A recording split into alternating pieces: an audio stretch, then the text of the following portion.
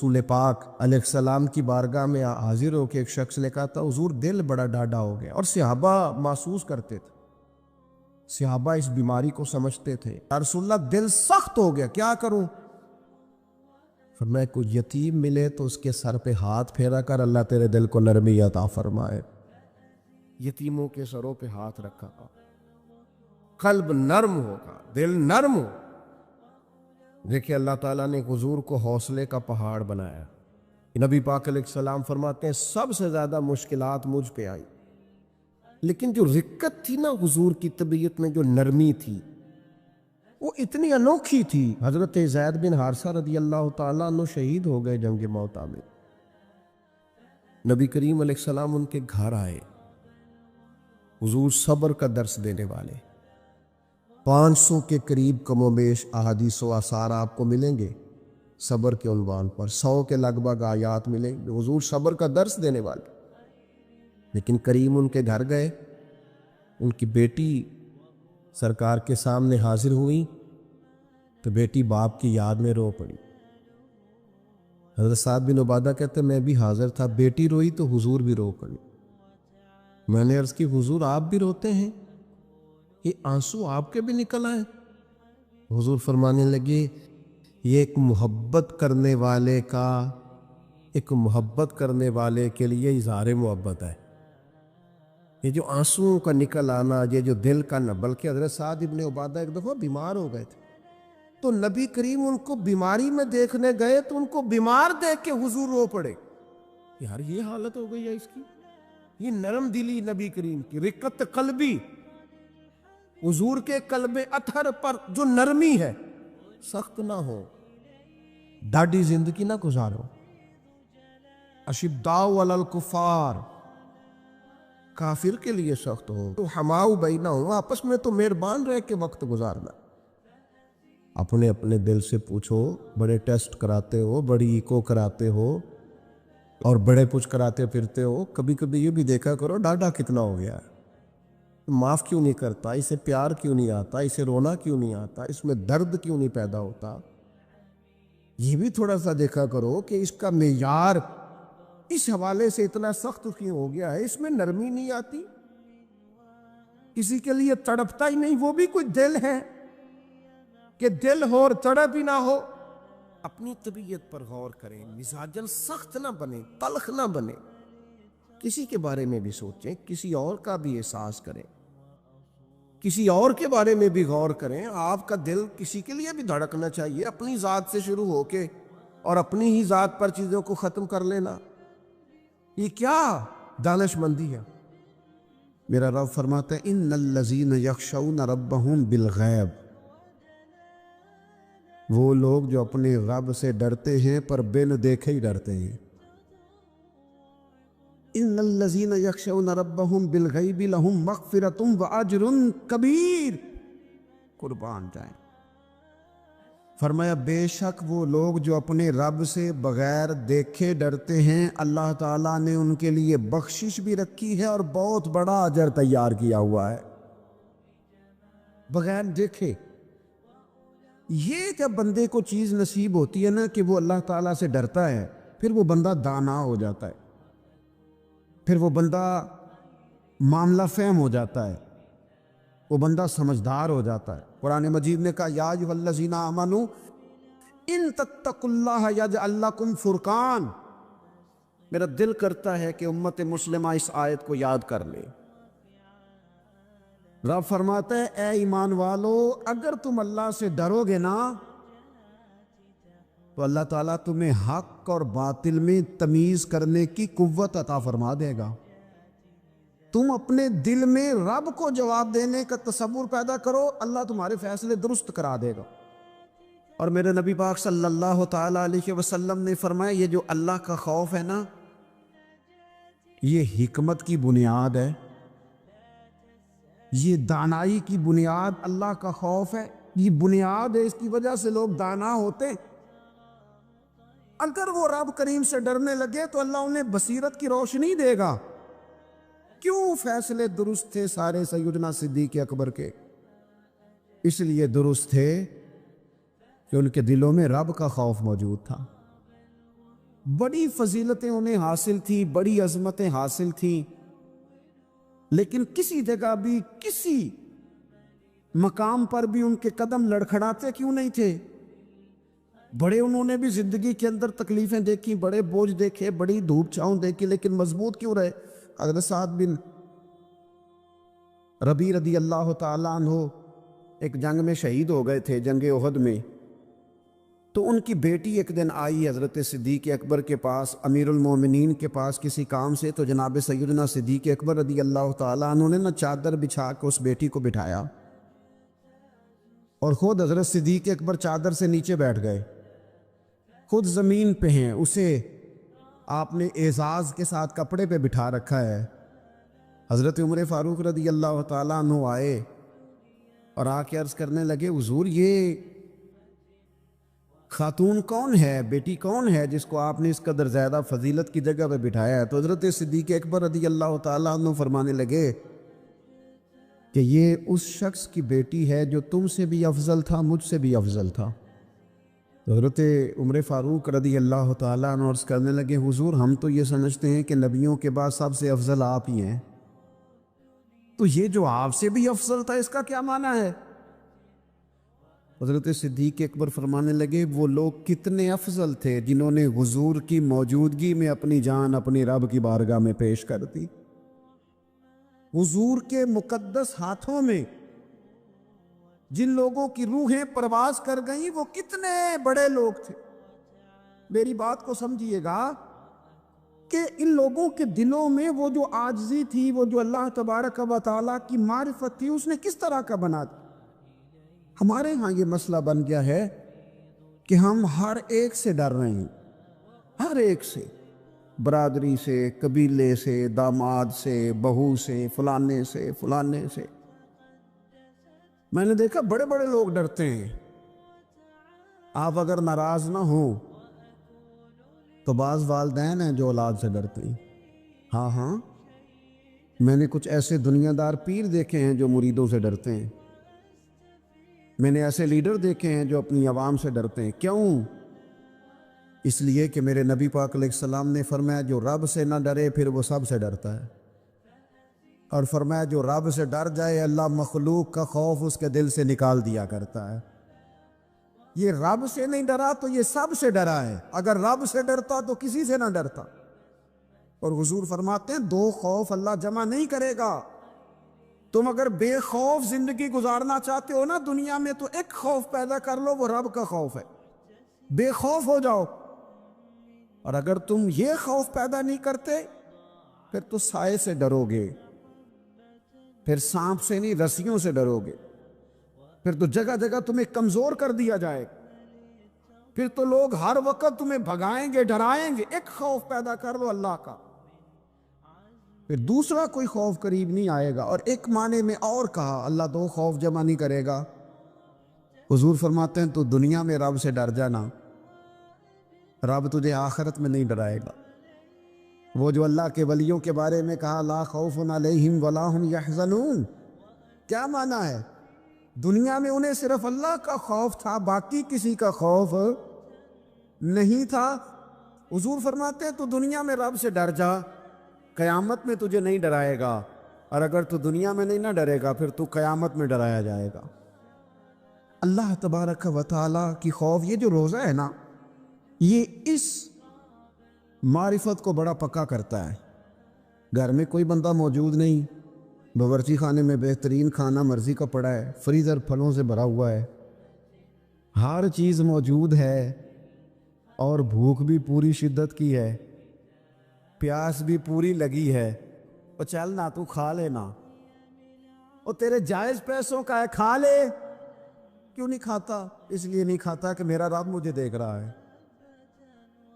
اللہ کرے روزے داروں یہ پریکٹس ہو جائے کہ جب تو اپنا جائز مال اس لیے نہیں کھاتا کہ رب نے روکا ہے اور وہ دیکھ رہا ہے نہیں کھانا، پھر تو کسی کا ناجائز مال کیسے کھا سکتا ہے؟ رب نے تجھے روکا بھی ہے اور رب تجھے دیکھ بھی رہا ہے، پھر تو غیر کا کیسے کھا سکتا ہے؟ جب تو اپنا جائز نہیں کھاتا کہ اللہ دیکھ رہا ہے تو دوسروں کا ناجائز اور حرام کیسے کھائے گا حالانکہ اللہ دیکھ رہا ہے؟ اگر یہ تصور دل میں پیدا ہو جائے، یہ ذوق اگر کسی بندے کو نصیب ہو جائے، تو پھر پتہ کیا ہوتا ہے؟ پھر بندہ عالم ہو جاتا ہے۔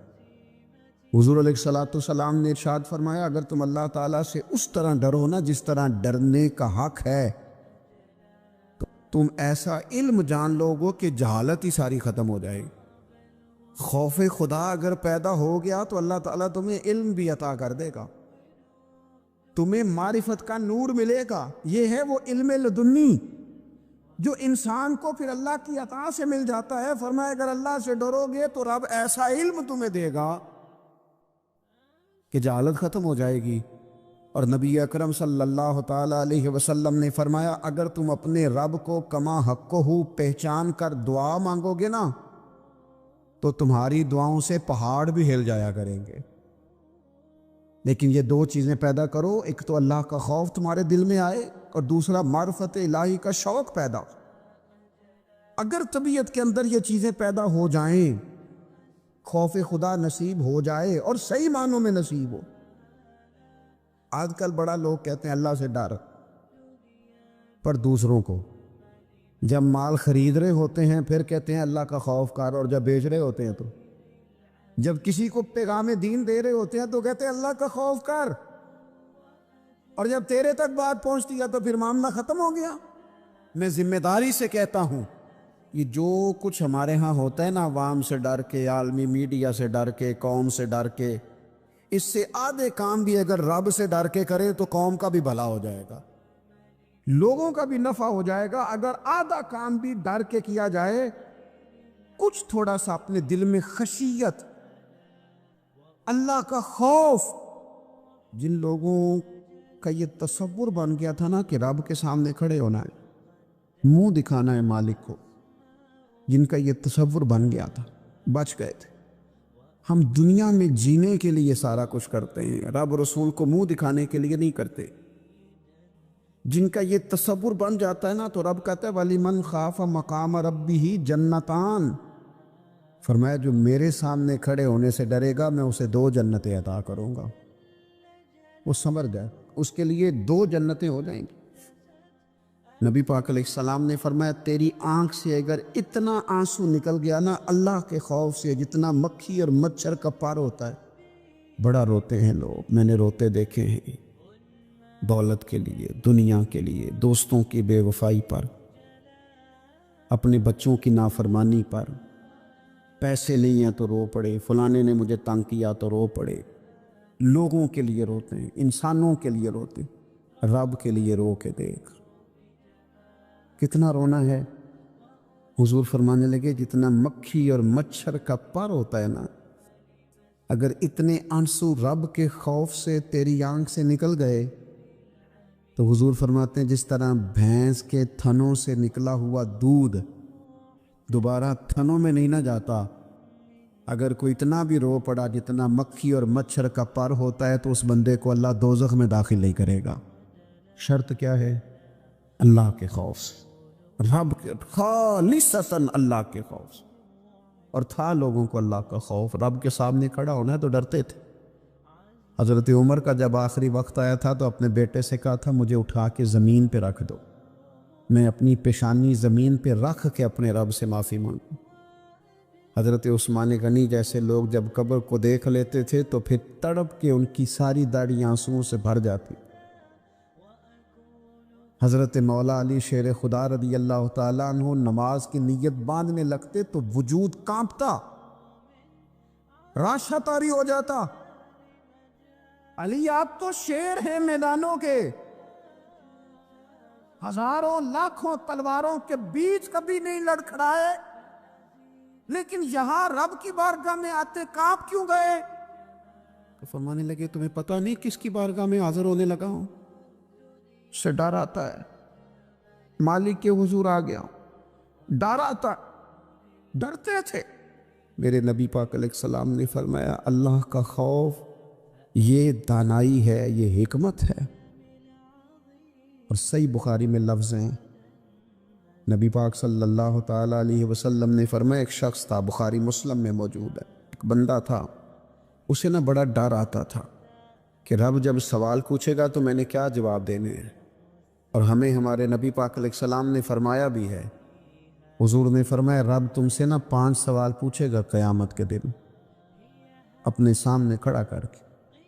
ساری تیاری لائق بچے بھی جب کر لیتے ہیں پیپر دینے کی، ذہین بچے ساری تیاری کر کے تو کمرہ امتحان میں جاتے ہوئے پھر بھی ڈرتے اور کہتے حضرت صاحب دعا کرنا میرا پیپر ہے۔ بچہ لائق بھی ہے، محنتی بھی ہے، تیاری بھی، لیکن ڈر آتا ہے۔ ڈر آتا تھا جب پیپر سٹارٹ ہوتے تھے تو کئی قسم کی ایکٹیویٹیز چھوڑ دی جاتی تھی، کھیل چھوڑ دیے جاتے تھے۔ میں نے دیکھا ہے بچے نمازیں شروع کر دیتے تھے۔ ڈر آتا ہے کہیں پیپر میں کمی نہ کوئی رہ جائے۔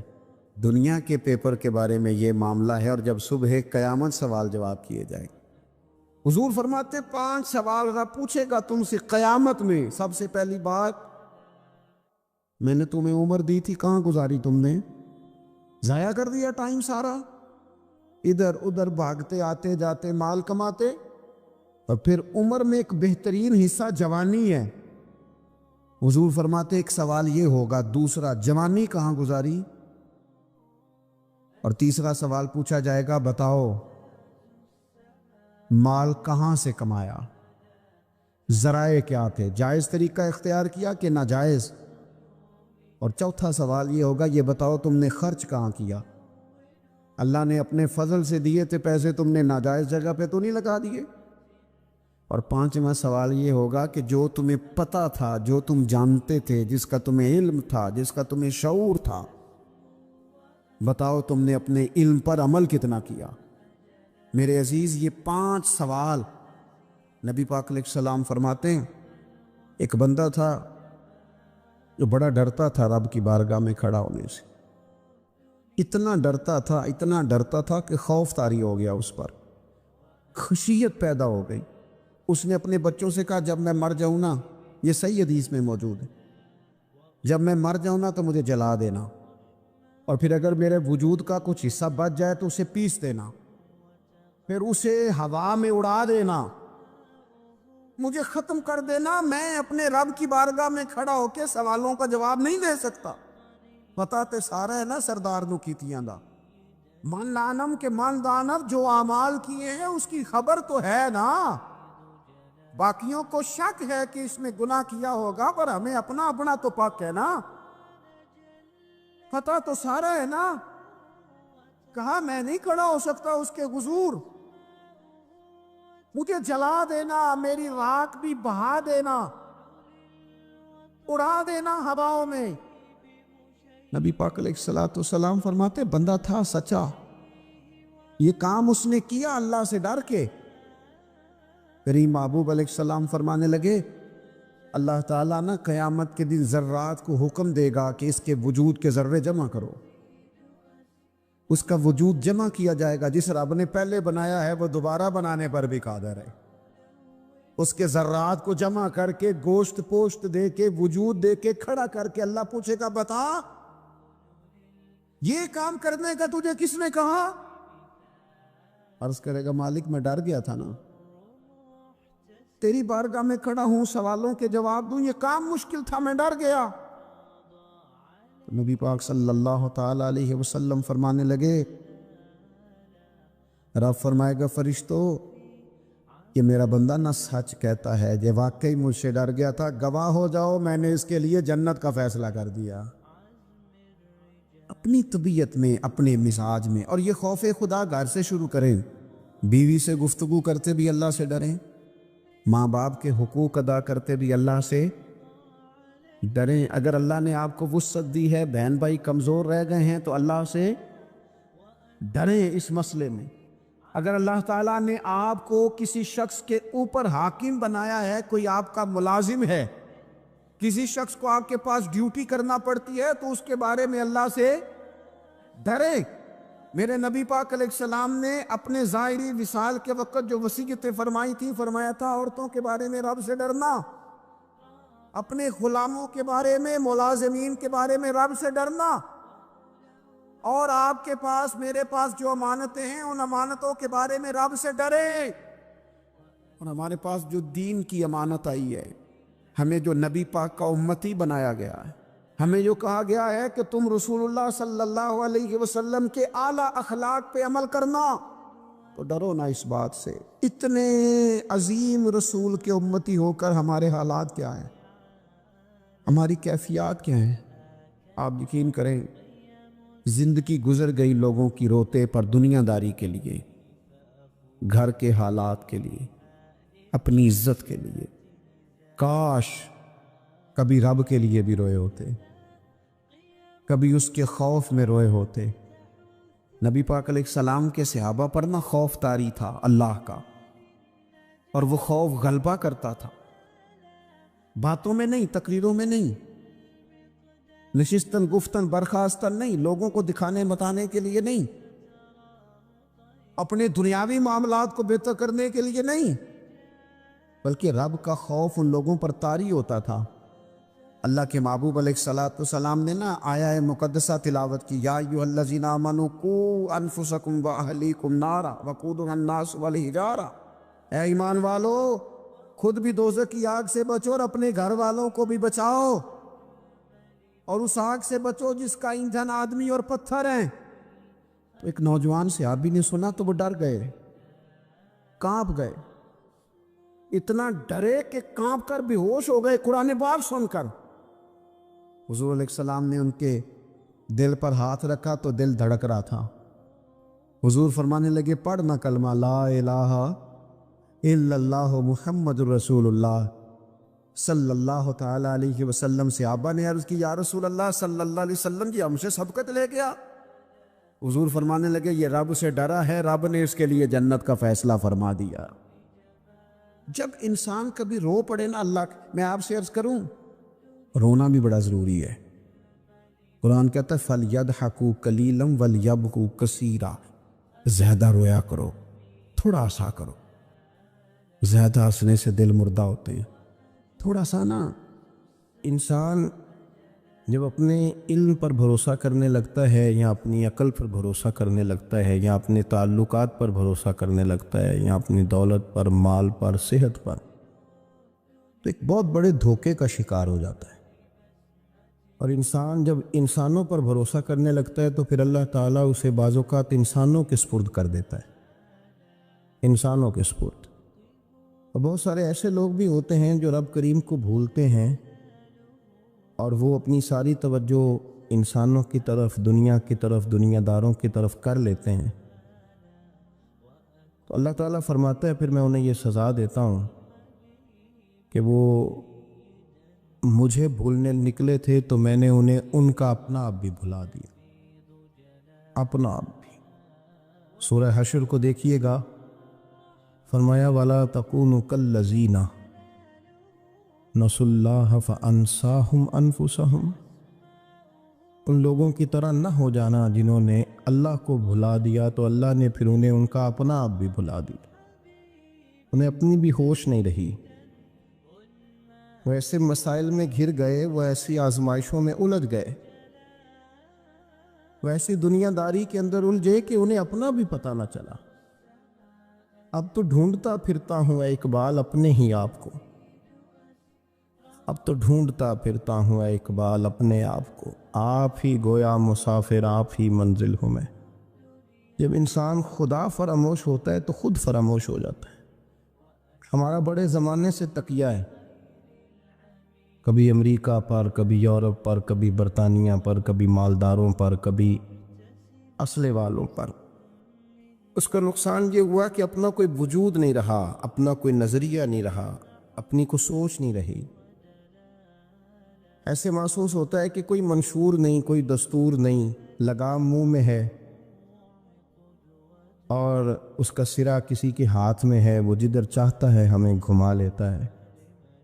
اللہ فرماتے ہیں یوں نہ ہو جانا کہ تم رب کو بھلا دو اور پھر تمہیں اپنا آپ بھی بھول جائے۔ اولئک ھم الفاسقون، فرمایا یہ وہ لوگ ہیں جو نافرمان ہیں اللہ کے، یہ نافرمان ہے۔ جب یہ نظریہ بن گیا، جب یہ ذہن بن گیا کہ پیدا اللہ نے کیا ہے، دینا اللہ نے ہے، عطا کرنے والا اللہ ہے، نوازنے والا اللہ۔ تو پھر ساری توجہ دنیا داروں کی طرف رکھنا، میں اللہ والوں کی طرف توجہ رکھنے کا قائل ہوں، میں وہ سمجھتا ہوں، ہم اس چیز کے قائل ہیں، لیکن وہ بھی کوئی آستانہ ہے کہ جہاں حق مرشد کا نعرہ تو بڑا لگے پر رب کا نام ہی نہ سننے کو ملے۔ یہ بھی کوئی بات ہوئی کہ جہاں یہ تو نعرہ زور سے لگے کہ جیوے جیوے مرشد جیوے، لیکن استغفار کا درس ہی نہ ملے، یا ہر وقت یہ بتایا جائے کہ یہاں آ گئے تو بچ گئے۔ کیسے بچیں گے؟ میرے رسول پاک علیہ السلام کا دروازہ سب سے بڑا دروازہ ہے، حضور کا دروازہ سب سے بڑا دروازہ ہے، لیکن میرے دوستو یاد رکھنا، نبی پاک علیہ السلام نے بھی لوگوں کو جب رستہ دکھایا ہے تو رب کریم کا رستہ دکھایا ہے، اللہ کا رستہ دکھایا، اللہ کریم کا رستہ دکھایا، لوگوں رب کی طرف توجہ کرائی۔ میرے رسول کریم سید عالم صلی اللہ تعالی علیہ وسلم نے لوگوں کی اللہ کی جانب توجہ کرائی، اور لوگوں سے یہ کہا کہ وہ اپنے رب کریم کی جانب اپنا ذہن رکھیں، اپنی توجہ اپنے اللہ کی جانب مبذول کریں۔ میری بات کو اچھے طریقے سے سمجھیے گا، علم اللہ تبارک و تعالی عطا کرتا ہے، تو اسے اللہ کی عطا ہی سمجھنا چاہیے۔ کچھ لوگوں کے پاس علم ہوتا ہے پر علم نافع نہیں ہوتا، وہ ٹامک ٹوئیاں مارتے رہتے ہیں ساری زندگی۔ علم کو اللہ کی عطا سمجھیں، اپنی عقل پر اپنے شعور پر زیادہ بھروسہ نہ سمجھیں، نظر اللہ پہ رکھیں۔ حضرت مولا علی شیر خدا کرم اللہ تعالی وجہہ الکریم سے کسی نے پوچھا تھا بڑا عالم کون ہوتا ہے؟ ہمارے ہاں تو اب وہ والے عالم پائے جاتے ہیں نا، اللہ ماشاءاللہ، جو ممبر پہ بیٹھتے ہیں تو دعوے ہی دعوے ہیں، ممبر پہ بیٹھتے ہیں تو دعوے ہی دعوے ہیں، اس طرح کے عالم ہمارے ہاں پائے جاتے ہیں۔ وہ ہر بات میں دعویٰ کرتے ہیں، میں یہ کر دوں گا، میں وہ کر دوں گا۔ یہ مزاج علماء کا نہیں۔ حضرت علی المرتضیٰ سے کسی نے پوچھا بڑا عالم کون ہوتا ہے؟ فرمایا بڑا عالم وہ ہوتا ہے کہ جسے مسئلے کا پتہ نہ ہو تو وہ کہہ دے مجھے نہیں پتا، میں پتہ کر کے بتاؤں گا، غلط بات بیان نہ کرے۔ امام مالک سے کسی نے کوئی مسئلہ پوچھا تو آپ فرمانے لگے مجھے اس سوال کا جواب نہیں آتا، ہمارے بزرگ سمجھاتے کیا ہیں؟ وہ کہنے لگا آپ اتنے بڑے امام ہیں تو اس سوال کا جواب نہیں آتا؟ فرمانے لگے اگر مجھے ہر سوال کا جواب آتا پھر تو میں خدا ہوتا، مجھے ہر سوال کا جواب نہیں آتا، مجھے تو اتنا آتا ہے جتنا میرے رب نے مجھے عطا کر دیا ہے۔ اپنی نظر اللہ پہ رکھیں، نکل آئیں اس معمے سے باہر کہ میں کوئی بلا ہوں، مجھے بڑا پتہ ہے، میرے پاس 6 ڈگریاں ہیں، مجھے 10 جگہ پہ تدریس کا شغف حاصل، اس سے نکلیں باہر۔ قرآن مجید دیکھیے گا، اللہ تعالیٰ نے ارادہ قدرت فرمایا کہ میں حضرت آدم کو بناؤں گا، پھر بنانے کے بعد فرمایا فرشتوں سجدہ کرو آدم کو، سب نے سجدہ کیا الا ابلیس ابا واستکبر وکان من الکافرین، سب نے سجدہ کیا سوائے ابلیس کے، اس نے انکار بھی کیا اور تکبر بھی کیا اور کافروں میں سے ہو گیا۔ تو یہ جب اللہ تعالیٰ نے سجدہ کرایا تو کیسے کرایا؟ اللہ تبارک و تعالیٰ نے نا حضرت آدم کو علم سکھایا خود، وعلم آدم الاسماء کلہا، خود اللہ فرماتے ہیں کہ میں نے جناب آدم علیہ السلام کو تمام اشیاء کے نام سکھائے، سب اشیاء کے نام سکھائے۔ تو وہ چیزیں پھر میں نے نا، اللہ فرماتے ہیں میں نے فرشتوں پہ پیش کی، میں نے کہا کہ بتاؤ ان کے نام کیا ہے، تو فرشتوں نے جو جواب دیا وہ سمجھنے والا ہے۔ اللہ نے چونکہ خود علم سکھایا تھا حضرت آدم کو، جناب آدم سکھایا تھا، لیکن فرشتوں کو نہیں سکھایا تھا۔ تو اللہ کریم نے فرمایا فرشتوں اب یہ بتاؤ ان چیزوں کے نام کیا ہیں؟ تو فرشتے کیا کہتے ہیں؟ فرشتے عرض کرتے ہیں قالوا سبحانک لا علم لنا۔ آپ کبھی یقین کریں اس چیز کی لذت لے تو مزہ آ جائے۔ کہا قالوا سبحانک، کہنے لگے تو پاک ہے، قالوا سبحانک، کہنے لگے تو، بھئی آدم علیہ السلام کو نام سکھا لیے، پھر فرشتوں کے سامنے وہ چیزیں پیش کر کے کہا ان چیزوں کے نام بتاؤ، تو فرشتے کیا کہتے ہیں؟ کہتے ہیں قالوا سبحانک، تو پاک ہے، لا علم لنا، ہمارے پاس کوئی علم نہیں، الا ما علمتنا، ہمیں تو اتنا پتہ جتنا تو نے ہمیں سکھا دیا، ہمیں تو اتنا پتہ ہے جتنا تو نے ہمیں، لا علم لنا، ہمارے پاس کوئی علم نہیں ہے، اتنا ہی پتہ ہے جتنا تو نے ہمیں سکھا دیا ہے، اس سے زیادہ ہمارے پاس علم، اور یہ کیوں تو نے ہمیں جتنا سکھایا اتنا پتہ ہے؟ فرشتے یہ نہیں کہتے یا اللہ تو زیادہ سکھا، آدم کو دیا تو ہمیں بھی دے، یہ نہیں فرمایا، فرمایا انکا انت العلیم الحکیم، اے اللہ تو علم والا بھی ہے اور حکمت والا بھی ہے، تجھے پتہ ہے کس کو کتنا دینا ہے، جتنا تو نے مناسب سمجھا جناب آدم کو دیا، اور جتنا تو نے بہتر سمجھا وہ تو نے ہمیں عطا فرمایا۔ تو اگر آپ کے پاس علم ہے، کہیں نالج ہے، اس کو اللہ کی عطا سمجھیں۔ ہمارے ہاں بہت سارے لوگ بن کے بیٹھ جاتے ہیں، میں اکثر کہتا ہوں کہ پھر وہ دعوے کرتے ہیں میرے علاقے والے جاہل ہیں، میرے شہر والے جاہل ہیں، میرے خاندان والے پڑھے نہیں، یہ آپ کا دعویٰ ہے، یہ آپ کو خراب کر دے گا۔ ہم نے بہت سارے ایسے لوگ دیکھے جو بہت بڑے عالم تھے، لیکن اللہ جب لینے پہ آیا تو عقل ہی لے گیا، شعور ہی چلا گیا، حافظے ختم ہو گئے۔ آپ دیکھتے ہیں بڑھاپے میں کچھ لوگ ایسے ہوتے ہیں کہ جن کو یہ بھی یاد نہیں رہتا کہ میرا نام کیا ہے، میں کہاں ہوں، مجھے کدھر جانا ہے۔ اس وقت سے اللہ کی پناہ مانگیں اور اپنی نظر اپنے رب کریم کی جانب رکھیں، اللہ کی جانب اپنی نظر کو مبذول رکھیں۔ دوسری بات، علم کے بعد ایک چیز آتی ہے جس کا نام ہے ہدایت، جس کا نام ہے تقوی، جس کا نام ہے پرہیزگاری، جس کا نام ہے عمل، عبادت، ریاضت۔ یہ بھی اسی وقت ہی نصیب ہوتی ہے جب میرا رب کریم نصیب فرما دیتا ہے۔ ہم نے نا نیکی کا اپنا اپنا سٹیٹس بنا لیا ہے، اپنا اپنا معیار بنا لیا ہے۔ کچھ لوگ کہتے ہیں کہ جناب مسجد میں سیمٹ کا توڑا دینے سے بہتر ہے کسی غریب کو آٹے کا تھیلا دے دو۔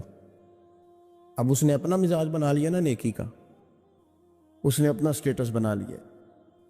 میرا یہ سوال ہے کہ نبی پاک صلی اللہ تعالیٰ علیہ وسلم جب مدینہ شریف آئے تھے تو حضور نے سب سے پہلے غریبوں میں آٹا تقسیم کیا تھا کہ سب سے پہلے مسجد بنائی تھی؟ کیا عجیب لوگوں کا رنگ ہے، اپنی مرضی کی ہدایت، اپنی مرضی کا تقوی، اپنی مرضی کا معیار۔ مسجد کوئی بڑا چھوٹا خطیب بھی میری طرح کا ہو نا، تو وہ مسجد میں بیٹھ کے جب نبی پاک کی بات کرتا ہے تو کہتا ہے میرے رسول پاک غریبوں کا سہارا بن کے آئے۔ وہ غریبوں کی بات کرتا ہے، مسکینوں کی، لاچاروں کی، کمزوروں کی بات۔ تو مسجد ہی تو وہ ادارہ ہے جہاں سے غریبوں کی بات ہو رہی۔ تو اب لوگوں نے غریب کو اور مسجد کو لڑانا شروع کر دیا، اس کو لڑاؤ کہ مسجد میں پیسے دینے سے بہتر ہے آپ غریب کو آٹے کا تھیلا دے دیں۔ آپ یہ کیوں نہیں کہتے کہ مسجد میں بھی آپ توڑا دیں ایک سیمٹ کا اور ساتھ غریب کو بھی خدمت کریں؟ یہ کیوں نہیں تقویٰ؟ اپنی اپنی مرضی کا مزاج، اپنی اپنی۔ کچھ لوگ کہتے ہیں چھوڑو جی، ساری زندگی انسان نماز پڑھتا رہے اور پھر گالیاں بھی دیتا رہے، بندہ داڑھی بھی رکھ لے اور جھوٹ بولنا بھی نہ چھوڑے، تو یہ آپ نے اپنے پاس سے تقوی کا معیار بنایا۔ گالی دینے کا گناہ ہے اور داڑھی رکھنے کا ثواب ہے۔